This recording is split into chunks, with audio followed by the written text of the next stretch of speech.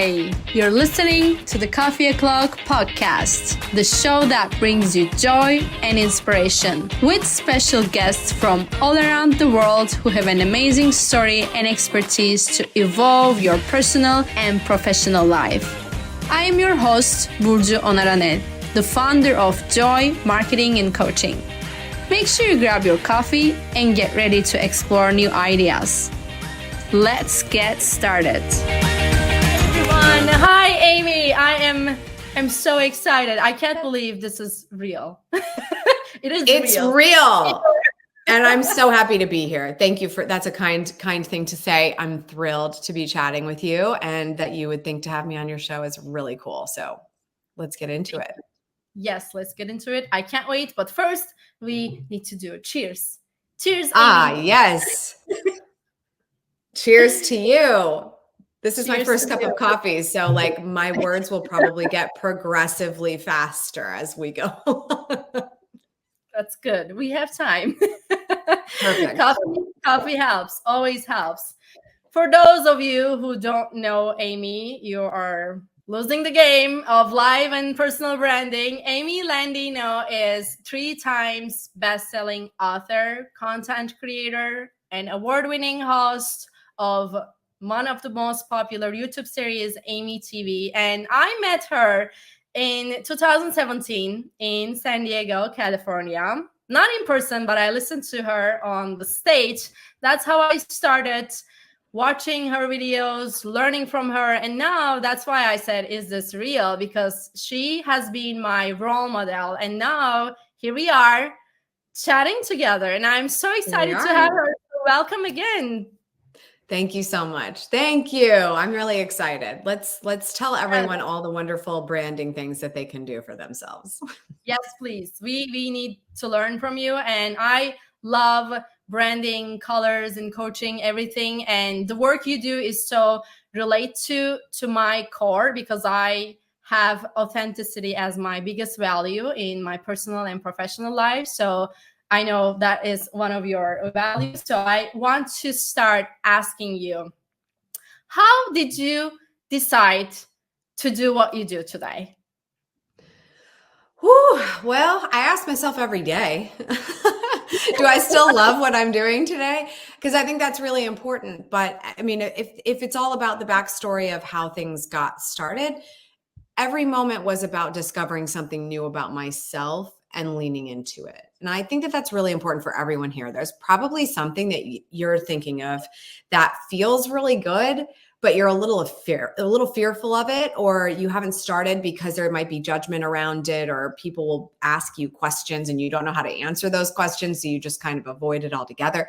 But I mean, I started, my first YouTube video was in 2007, not 2017. 2007. It was a very long time ago. I didn't know YouTube existed. I found it because I was just uploading content to a website that let me share with a link. I thought that was so cool because my videos up to that point were on a DVD. Okay. So I was like, oh, wow, I can share this with my Facebook friends if I upload it to YouTube. So it was a really interesting trajectory because it was just little things. I had discovered how to edit video, which gave me a creative outlet. I discovered YouTube, which allowed me to share that creative outlet. And then I discovered that social media marketing was becoming a legitimate skill set that was to be sold or hired for amongst businesses. And so all of these things, all of these moments of picking up details about yourself and what you're learning and what the economy is doing, what the market wants, it just resulted in my next step. So, those were the very, very first steps that ultimately allowed me to decide to leave my job. It still took me about a year. I side hustled. I got my first clients, made the really big decision over about a year's time that I was going to go out on my own. And then it's evolved from there. How I started my business in 2009, 2010 is wildly different than what I do today. I was starting a social media agency at the time, and I do nothing of the sort now. So every day you're going and you're getting more confidence, you're getting more experience, you're adding things to your repertoire, you have a skill set, and you continue to evolve into how you can leverage it to build. And I think that's really interestingly the one way to describe a niche or a niche, right? Like whichever word you prefer. you end up being the niche because of your experience and what you've learned and how you continue to carry it forward. So I don't know if that really answers your question, but that's kind of how we got here. It does, in a very detailed way. And I know most entrepreneurs and myself struggles to find the niche you said. Like, how did you find your own?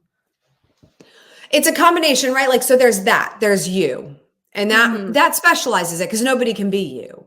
But the other half of that, and I also think these are two really important. I've been talking about this so much recently. I'm realizing this is kind of my argument around imposter syndrome. We say things like, I want to be authentic. We say things like, we want to find a niche. We say things like this because it sounds good. But what's actually happening is we're trying to collect the information we need to combat imposter syndrome. And half of it, I feel, is who you are and what you bring to the table. So what value you have. And the other half of it then is who determines the value. And that is who you do this for. Who is your ideal client? Who is your ideal audience? And that's what everybody usually talks about in terms of niche or niche, is who you do this for. That's a great deal of it. Because you have to be able to look at the camera and say, like, I know who I'm talking to here. I know who I serve. And I can disregard people who are irrelevant to that because you're never going to win with them. And so it's all about making sure you just get the point home and get the likability and the teamwork level of relationship with the right person. So that's half of it. But the other half of it is, what would they find valuable so that they even will tune in? So somebody watching this show is saying, I want this information, but they also like you for how you deliver it and how you've packaged it. And meanwhile, you've considered who they are, what they're struggling with, why they haven't started, how they've started, but they've gotten stalled, and those issues that affect them. And that's how content ends up moving us all forward in a relationship. That makes know, like, and trust a thing, that makes a thought leader a part of somebody's journey. So, a lot of that is how I did it. Is discovering those things, meeting people. Every time I have an interview like this is a chance for me to continue to get to know someone, whether it's you, and you've made it known that you've been a part of my community. So that's really special for me because it's a moment I get to touch base with somebody who truly has raised their hand and said, I like what you're doing and I've learned from you. So I get to learn how I can continue to help you more. But also, even if that weren't the case, if you were just interviewing me because it was for your core audience, I get to talk about what's important to them. That makes me better as a thought leader because it's not just me coming up with ideas and strategies in a vacuum. I'm coming up with ideas and strategies that are actually contextually appropriate for what somebody is going through. Yes, I think I'm glad you said that. It is very important because most people, and I did it in my first years as an entrepreneur, they think, oh, I know this and I have this package, let me sell this to you, before asking what they need or what they are actually passionate about. So I like that you are saying it. And by the way, I just want everyone who's done that to know we've all been there. And your product that didn't sell because you didn't think about it in the frame of who was going to buy it is probably fantastic. And everyone thinks there was something wrong with the product when that happens, right? It's just like, no. You probably came up with something really, really good. Maybe it wasn't 100% because you also needed a few more details about who it was for to make it fully fabulous.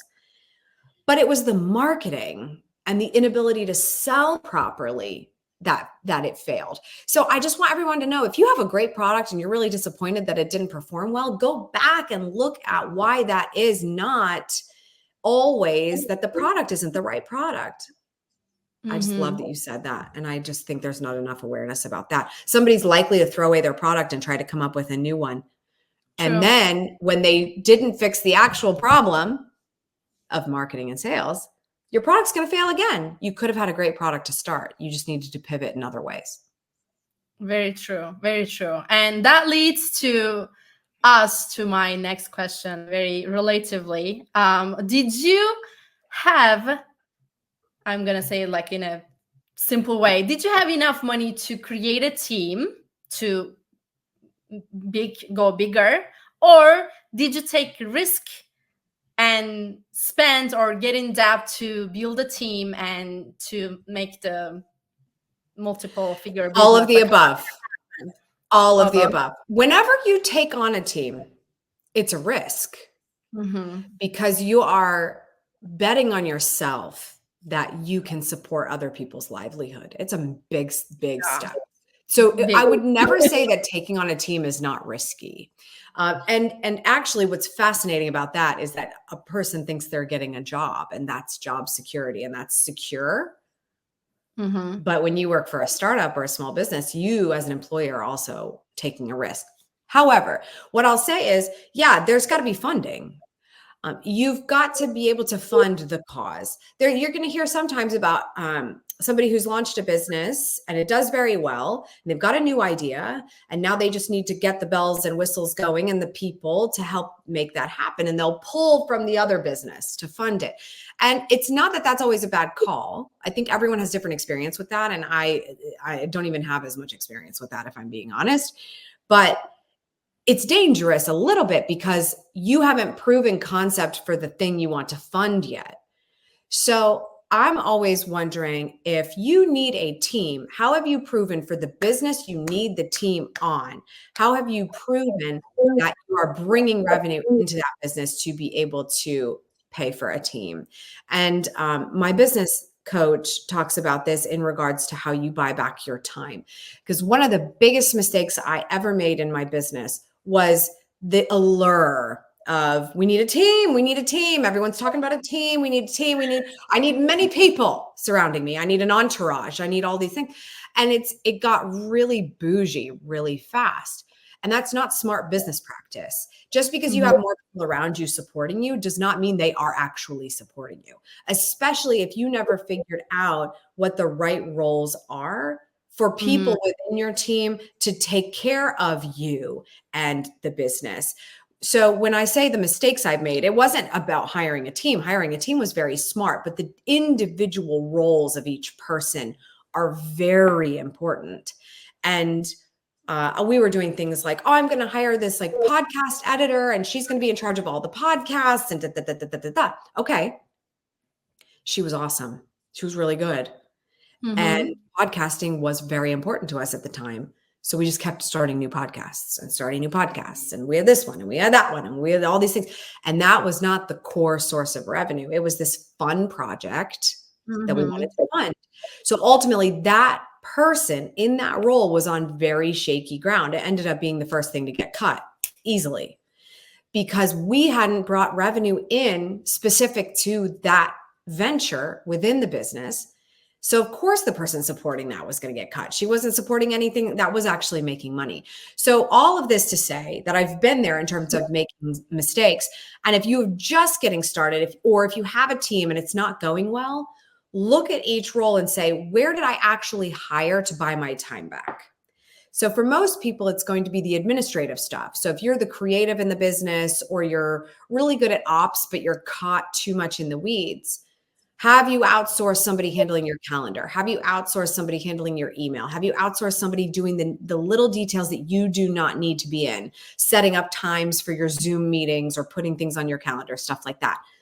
That's one example of buying back your time, because most all of us are doing that. If you're not doing that, no one's talking to you. So do you have a business? Because most people who aren't talking to any people, their business is worth nothing. So you, at a basic level, even if you're only bringing in a couple $1,000s, you have to buy back that time administratively so that you can focus on the delivery of what you do and how you make money. In addition to marketing and sales and all the other things, that you have not made your time valuable enough yet to put people in those positions. So it's constantly a measurement of, where am I spending my time? What do I not have time for? How much time am I spending on things that actually bring money into the business? And how do I start paying people the, let's say, $20 an hour? I don't know what the average is. And I'm not trying to undershoot anything. I'm not trying to say anybody's worth less. But if you're supposed to be at the $100 an hour level and you're doing $20 an hour tasks, you're paying an assistant $100 an hour to do your calendar. So we want to find an assistant that's actually the right price to handle those tasks so you can get back to $100 an hour tasks. You bring in more money, you can afford that person in that seat. They're actually doing things that make the difference. And then we're bringing in more, and then you pay the next position that's taking up too much of your time. I can't do all this video editing. This is way too much video editing. I can't do all the video editing. Great. Now we know we need to find out how much video editors are, and we need to buy back that time. And so now that's the big thing that I'm only learning in these last few years that I wish I would have learned 15 years ago. Because then when I brought on my first team, although I learned wonderful lessons that I'm so excited I get to take forward and teach other people, it sucked. And I wish somebody told me 15 years ago not to do it. You know what I mean? So that's why we're here, to serve in that way. Well, thank you so much for sharing transparently. So that tells me that was your worst decision to not do years ago. What would be your best decision as an entrepreneur? Best decision also is hiring people. So there's two sides to that coin. That was the bumps in the road for learning how to bring people on and learning how to manage, learning what elements of management I wanted to do and don't want to do. And that I could go down that road forever. So that's one half of it. But the other big mistake was waiting too long to do it. So what's really interesting about entrepreneurship right now is that people are starting because they're so energized, regardless of how much time and energy they have. They have so much energy behind the fact that you can do a lot of it yourself. Social media is free. I can live stream on my phone. I can do all of this on my computer at home. I just need internet. I just need a cell phone signal. That's very empowering. But then if you stay on that road for too long, you end up building a business that's entirely reliant on you, and you become a forever freelancer. And I don't know about you, but I always have a very hard time asking for help. So I thought it was good on me that I do everything. I thought it said I had what it took, that I had the staying power, the persistence, the energy. I loved it. I lived for it. And that's a dangerous place to be, because as a forever freelancer, all you did was take a job that was offering you benefits, free candy, a nice cushy chair, a personal parking spot, and you threw all that away for a riskier job where you are the boss and have to find the business yourself and do all the things. So you don't want to leave the job to become a forever freelancer, which quite frankly is what our governments are different. It's what it's what the government considers you when you're a solopreneur. You might have the LLC, you might have filed for a couple things that are nice on the tax. They still just look at you like you're this little freelancer. They just need to know these things. You're not a legitimate business. So the mistake was waiting too long to learn what it took to bring that team on. And one of the best things in the world is bringing people on to support you, because it's so powerful to build something with other people, especially when you go, oh my gosh, I'm not the smartest person in the room. This is awesome. I have really brilliant people that are on my team helping me build my things. I'm getting goosebumps right now that make you better. And you don't have to feel bad. This has been hard for me. I educate people on how to start a business and I hire people. That seems weird. Why would I hire people to work for me if I'm trying to empower those same types of people to start their own thing? But you don't have to feel bad about that if that's the right decision for their life and you actually care about their life. You can have an amazing team who you support implicitly, try to do anything in your power to make their life goals happen, and still be an entrepreneurial sort of advocate. So that's been really fun and a very interesting part of the learning curve. So the best thing is bringing people on. And as long as everybody's doing the right thing for their role, and in a lot of cases, me managing those people is not the right thing for my role. But as long as you figure out those kinks, it's amazing. It really is cool. Very true. And I will think about it more and more, because that has been a struggle in my journey. You gotta let go, girl. You gotta let go. I know. And that's our problem. Yes. Like, oh, no one can do this as well as I can. God, I hate to break it to you. It's not true. It's not true. And then you can go on and do way better things that are more fulfilling and more profitable to get better at.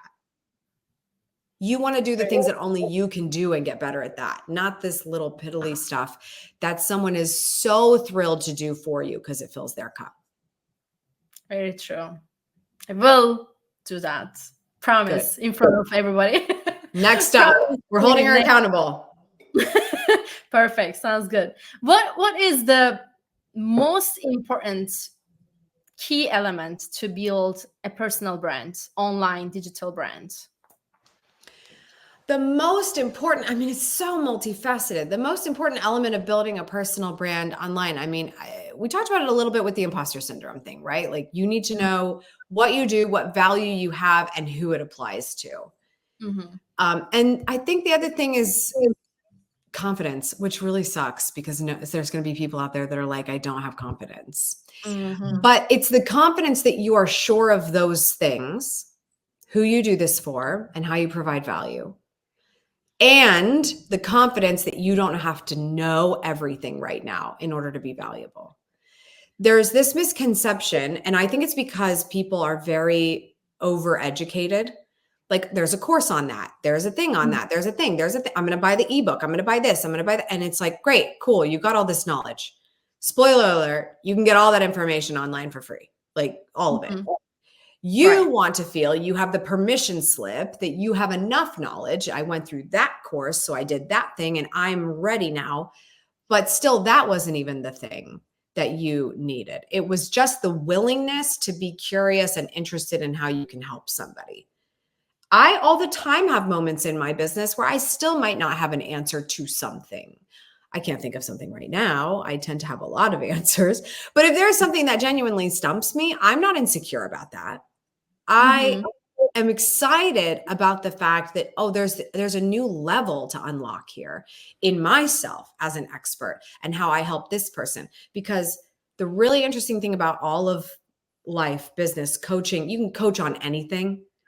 Mm-hmm. This is the greatest kept secret about coaching. If you don't think you can coach somebody, the greatest kept secret is everyone's problems are the same. We have all the same problems. It's just a matter of how solvable they are.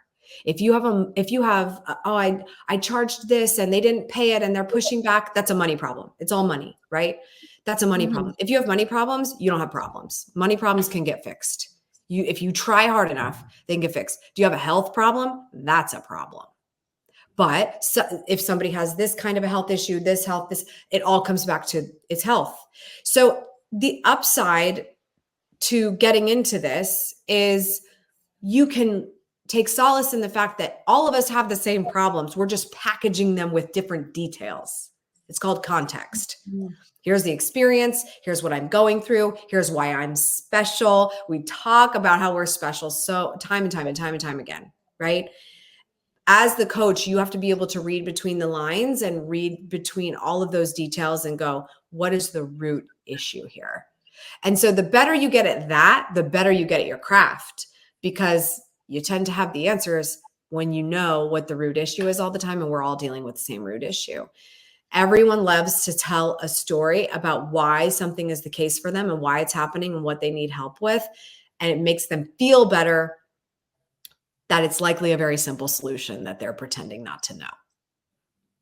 And that's our job to help them find it. So that was a very long-winded answer. I don't remember the question, but I hope that was because it happens all the time. And I think the confidence, that's what it was. The confidence that you need is knowing that you don't have to know everything. You have to be genuinely interested in people and so happy to help them win that you'll do anything to help them figure out what the problems are. And if you do that, it doesn't matter if you sell products that cost $20. It doesn't matter if you're a coach and you charge high ticket. If you are that person, if you are that business owner, if you are that salesperson, you will win. The right people will find you and you'll do fabulously. Very true. Very true. And I like using metaphors or comparing things with the real life issues. I mean, not real life, but as an entrepreneur, I like to compare my work with the corporate jobs or anything in life that we do. So I recently found something, and I'm curious if you feel the same way. I used to be a human resources specialist, and my dad, in front of everyone and so many other employees, didn't find it valuable. They thought HR specialists do nothing and they're not important. They just hanging out. And I found personal branding and coaching can be the same until something went wrong.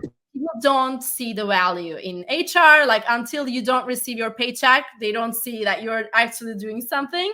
And branding is the same. Until you get rejected, they don't know like how important it is. Like, would you agree? And what would you say about it? 100%. I think that could be true for absolutely any position, just like you said. And the really interesting thing is my favorite part about coaching, my favorite part about it is that it's on me in the marketing and sales process to help somebody see that light. Like that's literally what marketing and sales is proving that there is a problem, you can solve it, and or there's a problem you don't even know about yet and I can solve it. Like all of those things. The best part is when somebody does make the jump and they realize, oh my gosh, how did I not have a coach in my life? Because there's so many elements to it. It's not just the information you can get. I give all my information away because I just realized, why are we putting anything behind a paywall? So there are things that I have behind the paywall as a coach that are also public on YouTube, on Instagram. I put it out everywhere because I know you can get it from anywhere. You can get it free. You can get it paid from anywhere. I want you to get it from me if you are my person, right? But the coolest thing about that is being able to feel very abundant in that information, getting it out there. And then they get into my ecosystem and they're my client and they realize there's so much more to this. It's that weekly push they get on the call, the reminder that other people are trying to make progress too. Somebody got to win. Somebody got to win. Somebody got to win. I want to get a win. And that kind of thing, holding your feet to the fire is what you need in that element. HR, same thing, the invaluable things that happen in that role, you can't even scratch the surface on. But that's why you have to promote it. You have to let people know what they're missing out on, not just you wait until I'm on your team. I'm going to rock your world. Rock their world now, because then they're going to say, I need an HR specialist. There's a person that handles that. I just realized as the business owner or as the executive, I've been keeping all that stuff in the back of my brain and I don't ever want to deal with it, which is why I left it back there. Now I've realized there could be a person that does that for me. So if you think that it's a position that people find irrelevant, you're probably right, because it is irrelevant if I don't understand how you're making my life better. Marketing and sales. How are you making my life better? Personal branding. How are you making my life better? I always say that the number one rule of personal branding is people care about who you are, but they don't care about you. So a lot of us in personal branding get confused when we see somebody posting, oh, I'm going to this coffee shop today and I'm having this and it's so delicious. Like, I don't care about you. I'm not saying that in a mean way. Your cup of coffee is completely and utterly irrelevant to me. But if I say, hi, my name is Amy Landino and I'm a personal brand coach, people don't hear Amy Landino, they hear personal brand coach. And now that it's like, well, what does that have to do with, that sounds like it has something to do with me. How would that have something to do with me? And you unpack that further. So when you realize that you become relevant, your position, your job, your name, all of it, when you have fully communicated how you are valuable to someone. I keep saying the same words over and over again, but truly it's like what you do to make a difference in someone's life and someone's work. That's when a personal brand begins to take off. We could have said, we're sitting here having a cup of coffee today. Yeah, sure. Or we could have said, come have a cup of coffee with us because we're going to teach you how to build a profitable digital brand. That's different. That's not about us anymore. We're just helping facilitate that conversation. Now it's about you and what you take from this talk to apply in your own life. And here's kicker of the whole thing. Waiting. I hope everybody takes everything that they get out of this and they go and they do it and they win. If you don't hire me, I will be fine. I will find someone else that will hire me. It'll be fine. but you're more likely to want to hire me if you got good information from me and were able to actually do it. So my favorite thing in the world is telling somebody how to go make money, because if they couldn't make it before and they can do it now, they're going to want to spend it with me because I'm going to show them how to make even more. There's not enough of that. Everyone's hiding everything. Stop hiding everything. Be generous. It's going to give you so much more confidence, and you're going to have so much more awareness because you're not trying to keep things close to the vest. You're putting it out there. And then people start to care about your name because they got something out of it. Yes, very true. And thank you so much for doing what you're saying. You're owning it and doing it. That's why in our like small chit chat before we go live, I told you like you are the same in your videos. I have been watching tons of your videos, and when we met for the first time, I was like, you're the same. And that's what we are missing in this world. Yeah.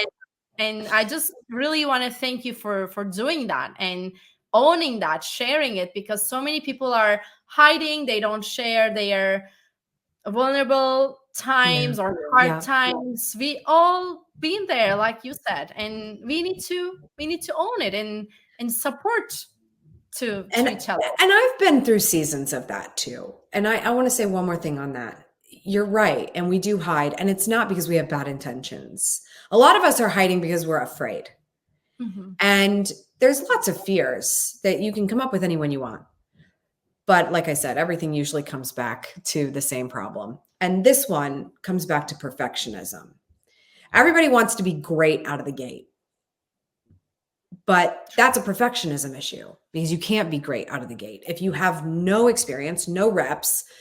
And so that messy beginning is uncomfortable because you're not quite comfortable yet. And the people who already know you are going, what is going on? So just notice the perfectionism issues that you have and choose something else, because it will get better. Yes. I listen to people. You listen to this. And I want to ask a personal question to you on behalf of my female audience and myself.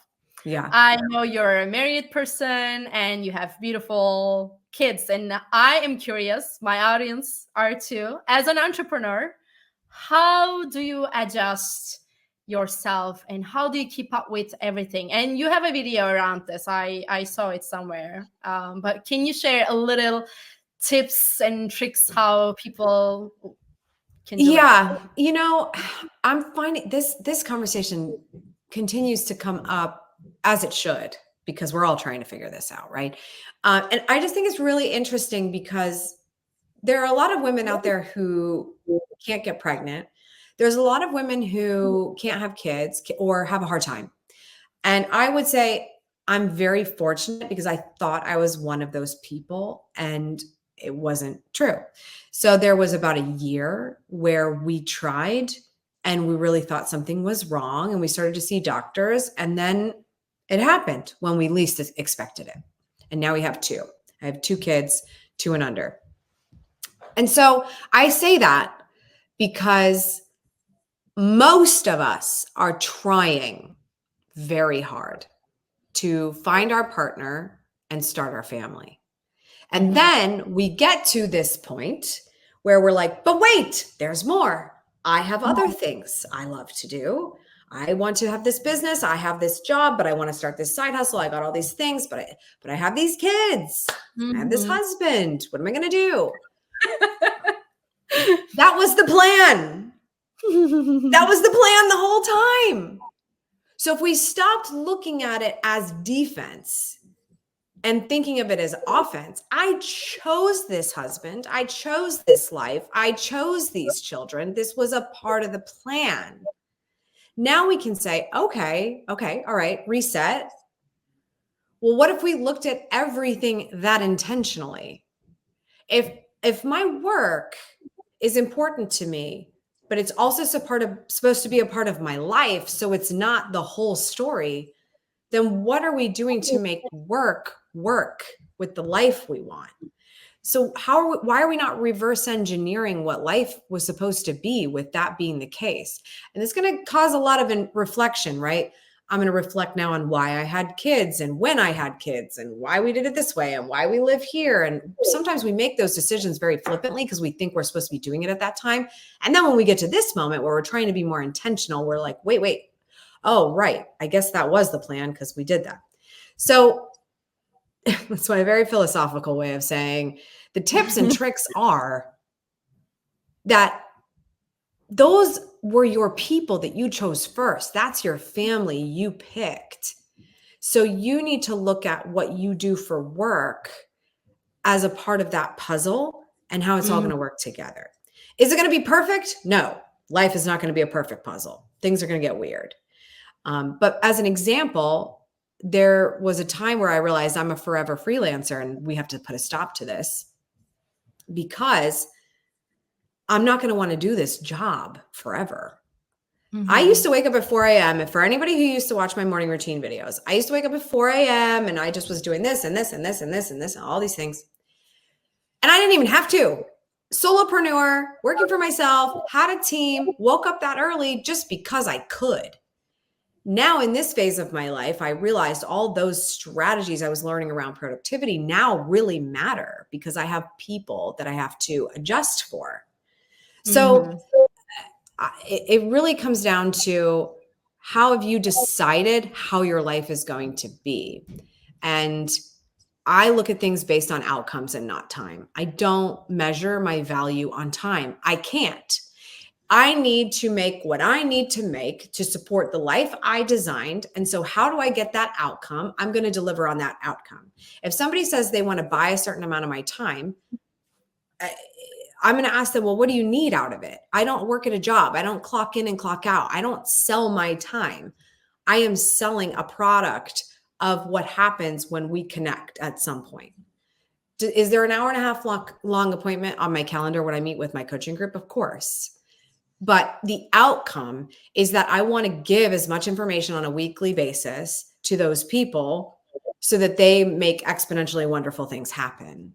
I'm not selling them an hour and a half a week. I'm selling them the product of being a part of my ecosystem that they're going to be able to get multiple 5, 10x as soon as possible on what they paid to work with me. That's an outcome. That's not time. I'm not selling the hour and a half a week we talk. I'm selling the massive difference in your business it's going to be. So everybody who's worried about this work-life balance, the tips and tricks of the family and the work, and it's like, how have you sold your time that you should not be doing anymore?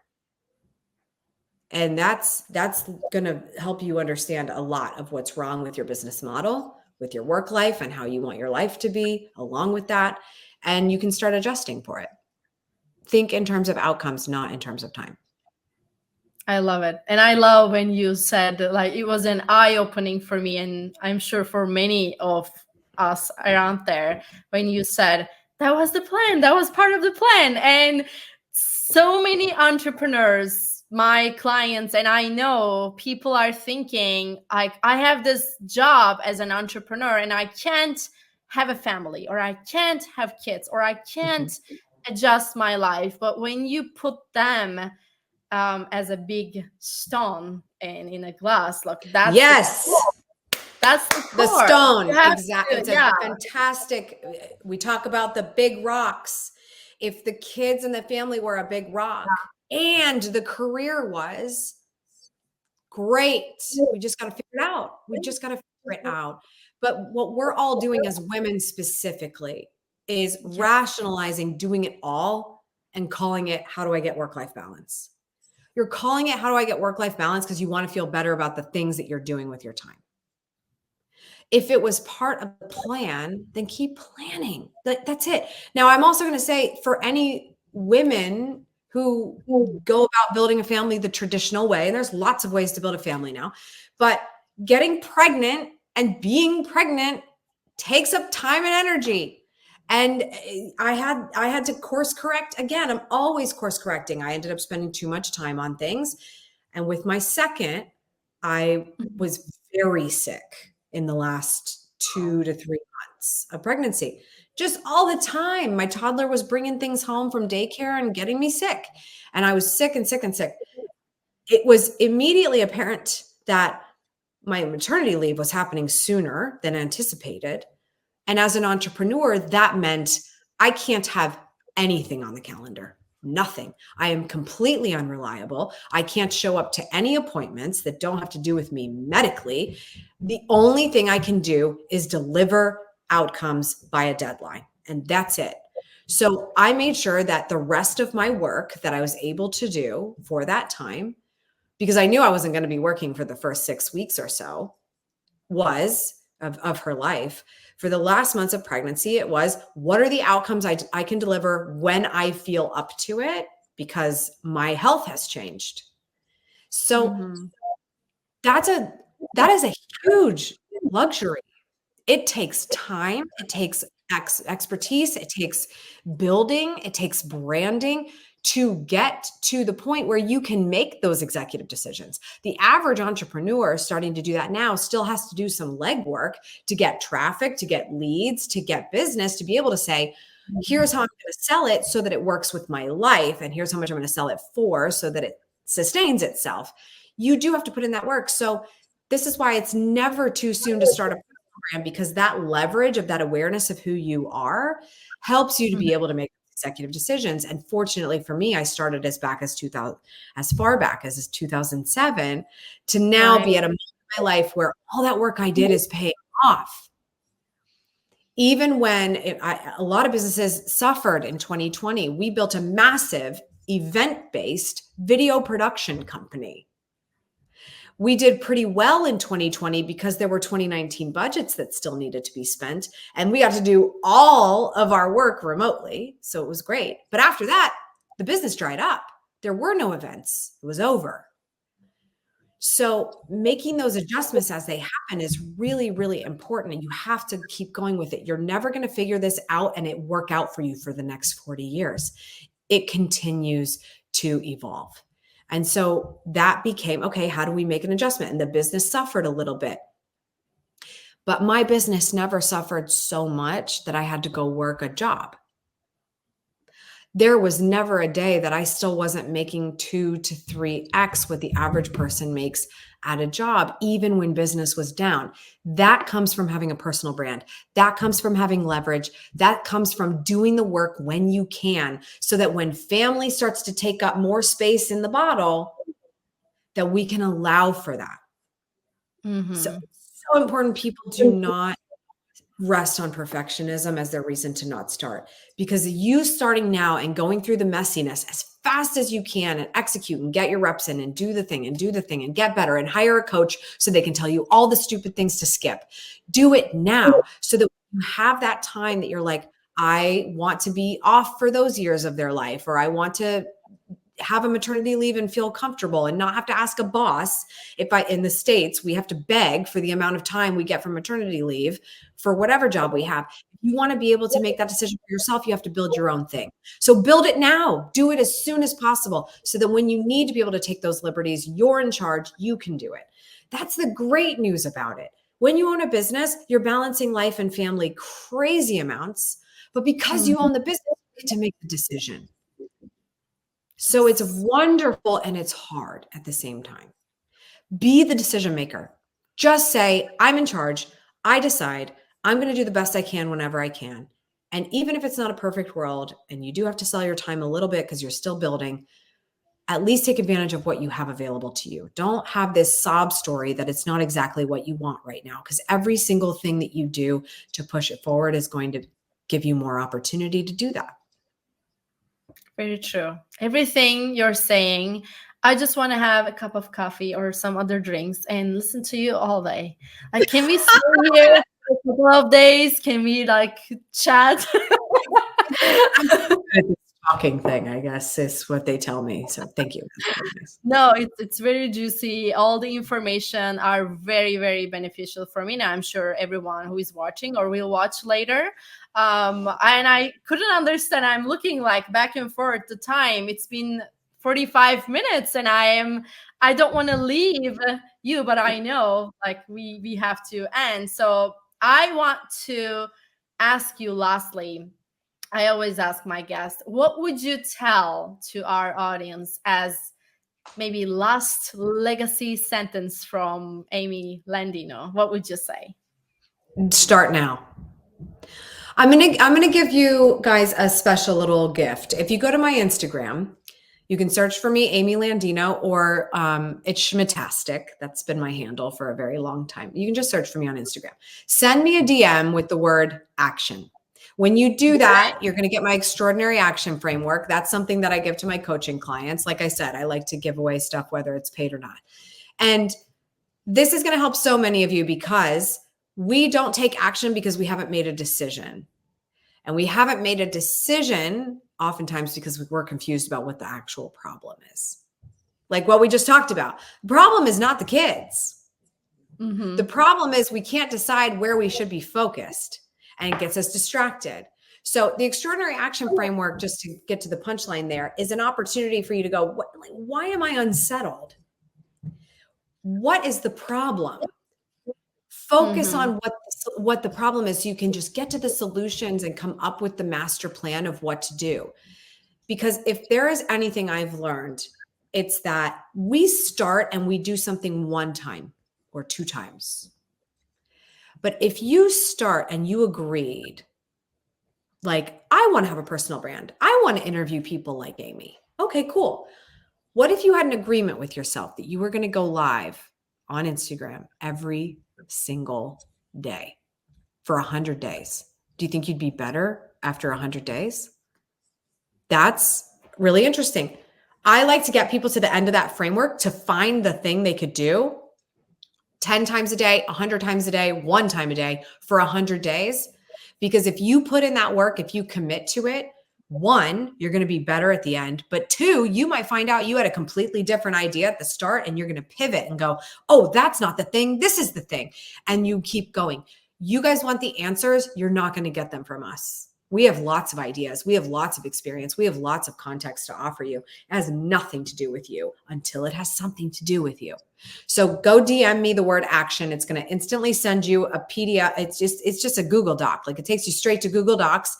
Go through the framework. Do it for anything that's going on, any problem you have, business, life, money, spirituality, whatever. Make the decision that you're going to get the root of the issue, find solutions, go with a solution, and then proceed with making a difference. Because if you do anything from this conversation, that's what's going to make a change for you. Not all my stories about motherhood and all these different things about how long I've been on YouTube. Who cares? Like I said, nobody cares about who you are. Everybody cares about who you are. They don't care about you. You guys don't care how long I've been on these platforms. You care about what it's going to do to change your life. And so I think that would be helpful. My legacy is that I did anything ever that helped somebody make their life better. And so I'm just constantly on a mission to help them do that. So hopefully that'll help. It does. It does already to me. So I appreciate that. I love everything you shared. And you personally, you are a great human, mother, entrepreneur. Thank you so much for being here, being in this world and serving others, owning who you are. I had a lot of insights from this show, and I hope everybody did too. Thank you so much, Amy, for joining. You're so welcome. Thank you for asking me to be here. You are a fabulous interviewer. You are doing big things. Your brand is amazing, and I can't wait to continue to see where you go from here. Thank you so much. Thank you. Thank you, everyone who joined. See you again. Thank you. Thank you so much for listening. I hope you enjoyed this episode, and now you can apply it to your life. If you did enjoy it, please subscribe to the Coffee O'Clock podcast on Apple and leave us a review. I would love to hear your thoughts. And if you feel like someone needs to listen to this episode, share it on your social media or text the link to that person to make an impact in their life. Be sure to tune in every Monday for new episodes. You can also watch the episodes and find more inspiration on my Instagram, which is at JOYYBURCU. Until next time, make sure to spend some time with you and stay with joy.